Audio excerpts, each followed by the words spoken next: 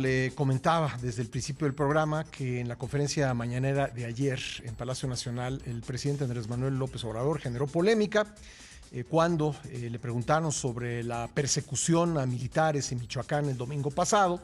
Y bueno, dijo que los militares habían sido responsables y que su gobierno tenía una política distinta que en gobiernos anteriores, cuando pues se propiciaban enfrentamientos entre las Fuerzas Armadas y los delincuentes con saldos de muchos muertos, y que su gobierno en cambio protegía a los integrantes de las Fuerzas Armadas, pero también a los integrantes de las bandas, porque dijo el presidente, son seres humanos. Vamos a hablar sobre esto con Ricardo Márquez Blas, especialista en seguridad, con quien hemos hablado en muchas ocasiones aquí en el programa. ¿Cómo está, Ricardo? Buenos días. Muy bien, Pascal. Muy buenos días. Un gusto saludarte, como siempre.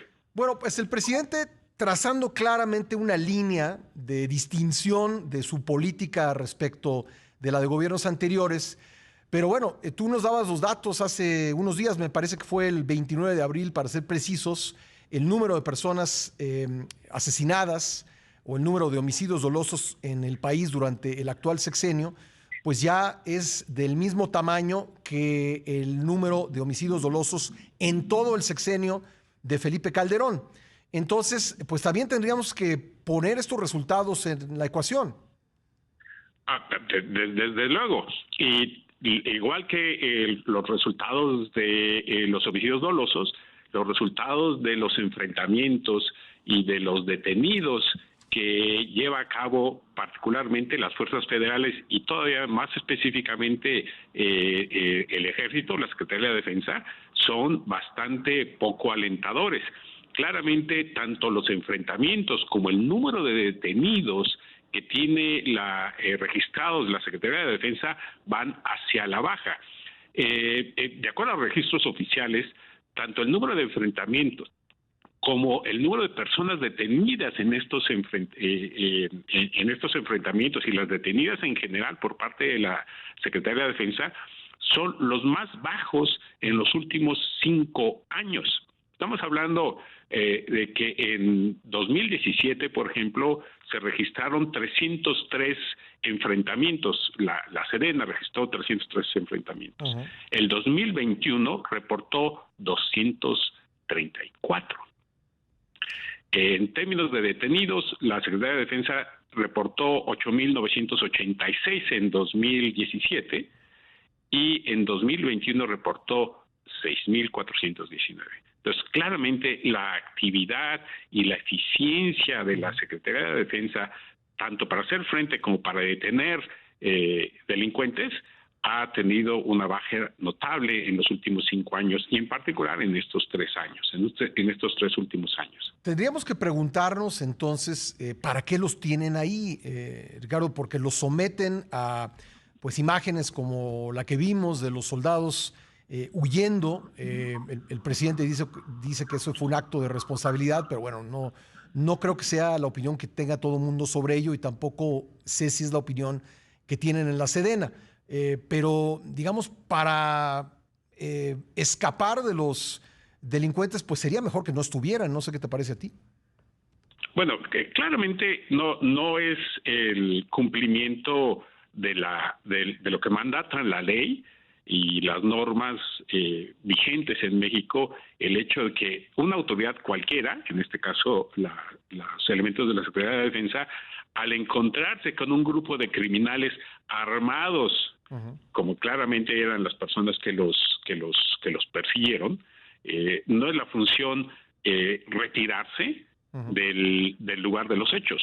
Lo que marcan las leyes, y no es una cosa opcional, lo que mandata la ley es que en el ejercicio de sus funciones tendrían que haber hecho frente, desarmado, detenido, uh-huh, y consignado ante la ley a estas personas. Entonces, claramente, estos elementos y, en este caso, la Secretaría de la Defensa no están cumpliendo con lo que mandata la ley.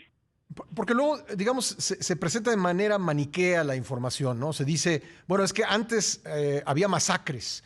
Bueno, tampoco se trata de masacrar, porque la ley también establece que la autoridad no puede pues hacer el primer disparo, ¿no? Tiene que haber una respuesta proporcional a la amenaza. Pero si hay personas armadas, como tú dices, pues sí tiene que hacerles frente y tiene que desarmarlas, y si los delincuentes tiran, pues tienen que responder. Eso es lo que mandata la ley, ¿o estoy equivocado? No, claramente eso es lo que mandata la ley. Ahora, ¿qué pasa en la práctica, estimado Pascal?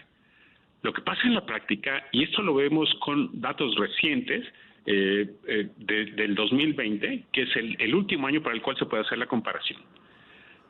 Cuando una autoridad, en este caso la Secretaría de la Defensa, deja de cumplir con su obligación, hay otras autoridades que de manera supletoria, obligatoria y casi sin quererlo, cumplen con esa función. Uh-huh. El tema de los enfrentamientos, 2020. La Sedena registra 260 enfrentamientos. Uh-huh. ¿Sabes cuántos enfrentamientos registraron las policías municipales de este país ese mismo año? 1,124. Uh-huh.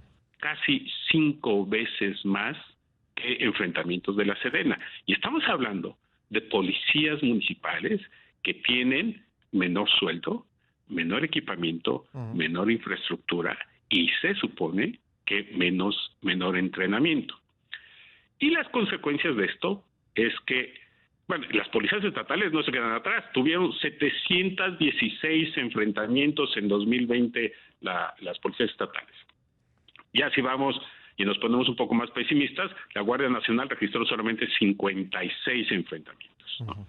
Ahora, ¿qué pasa de esto? Derivado de que las policías estatales y las municipales tienen menor equipamiento, menor infraestructura, menores sueldos, menores prestaciones, entre ellos seguros de vida, pues claramente quienes están poniendo los muertos en enfrentamientos con el crimen organizado y con los con bandas de delincuentes, uh-huh, son las policías estatales y las municipales. Uh-huh. Ese mismo año, muertos en enfrentamientos, elementos de la Sedena, 6. Elementos de la Guardia Nacional, 9. Elementos de las policías estatales, 56. Elementos de las policías municipales, 119. Es decir, al repliegue operativo, al repliegue en los enfrentamientos, al repliegue en las detenciones que tienen las fuerzas federales, a las policías estatales y a las policías municipales no les ha quedado otra más que entrar de manera supletoria en estas circunstancias y en estas situaciones. Pero vamos a seguir la conversación ahora con Ricardo Márquez Blas, especialista en seguridad. Me decías entonces, antes del corte, que pues quienes están llevando la carga de los enfrentamientos en contra de los criminales son las policías municipales y estatales, Ricardo. Así es, ante el repliegue del campo militar de las fuerzas federales, quienes están haciéndose cargo y quienes llevan los costos están siendo las policías estatales y las municipales, y también quienes están haciendo las detenciones. Por ejemplo, las detenciones en enfrentamientos de civiles.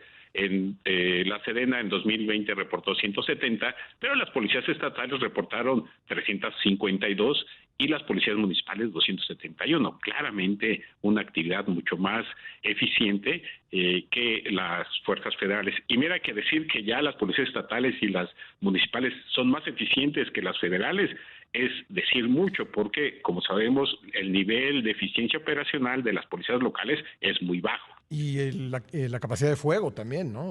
La capacidad de fuego, ¿no? el equipamiento. Por ejemplo, chalecos, armas de fuego, fíjate, este dato, armas de fuego, uh-huh, hay un arma de fuego por cada 2 elementos de la Guardia Nacional. Pero hay un arma de fuego por cada 200 elementos de las policías municipales. Por cada 200. Y si vamos a los chalecos balísticos, uh-huh, resulta peor. Cuéntanos el dato. El tema de los chalecos balísticos es más o menos igual. Hay un chaleco balístico por cada 3 elementos de la Guardia Nacional y un chaleco balístico por 250, 280 elementos de las policías municipales. Bueno, pues sí, son datos terribles en cuanto a lo que representa en la capacidad de proteger a los ciudadanos de delincuentes que evidentemente pues están fuertemente armados. ¿Qué opinión pues tienes de la declaración del presidente? Primero, de que se cuida a los miembros de las Fuerzas Armadas.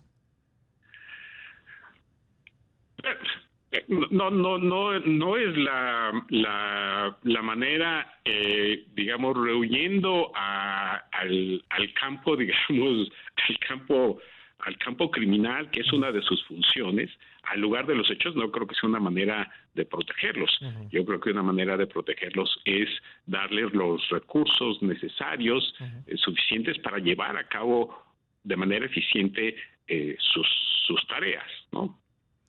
Y luego agregó el presidente, y cuidamos también a los integrantes de las bandas porque son seres humanos. Yo creo que nadie duda de eso, ¿no? Es decir, evidentemente son seres humanos, y creo que nadie, Ricardo, está llamando a que la autoridad se extralimite, que viole la Constitución, que mate en caliente, como dice el presidente. Es decir, hay un campo ahí en medio muy grande entre no hacer nada y reprimir de forma alejada a la ley, ¿no?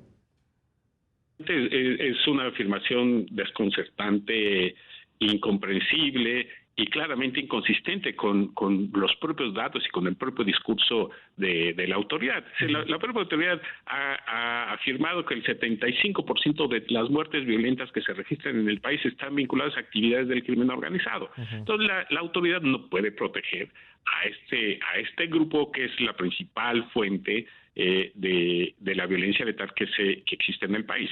Y además, digamos, cuando se ve con un poco de detenimiento el tema, pues todos somos seres humanos, claro. Pero entre los seres humanos habemos personas civilizadas, y hay personas como el Mocha Orejas, que mutilaba y secuestraba personas, o como el pozolero, que disolvía cuerpos, y en algunos casos sin estar completamente muertos. Es decir, tenemos que ir más allá de la biología, ¿no?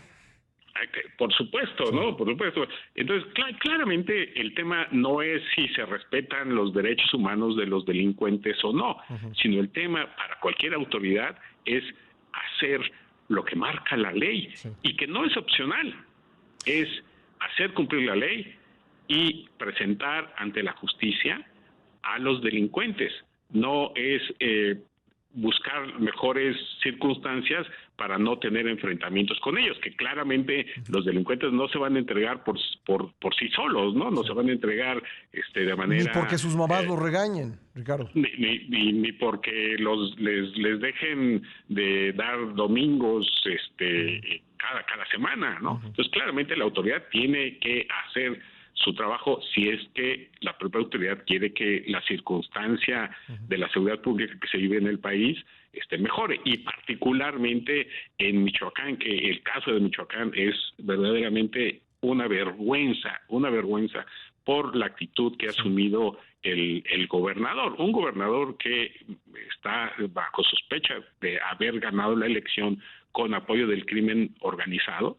Unos meses después, ni siquiera años, meses después, declara que el combate al crimen organizado, a las bandas del crimen organizado, es cosa del pasado, lo cual aumenta todavía más las sospechas de cómo fue que llegó y el desempeño que está teniendo en materia de seguridad, y particularmente su relación con organizaciones del crimen organizado. Pues Ricardo, siempre un gusto conversar contigo, te agradezco mucho estos minutos. Al contrario, Pascal, un gusto como siempre. Gracias. Buenos días. Ricardo Márquez Blas, especialista en seguridad.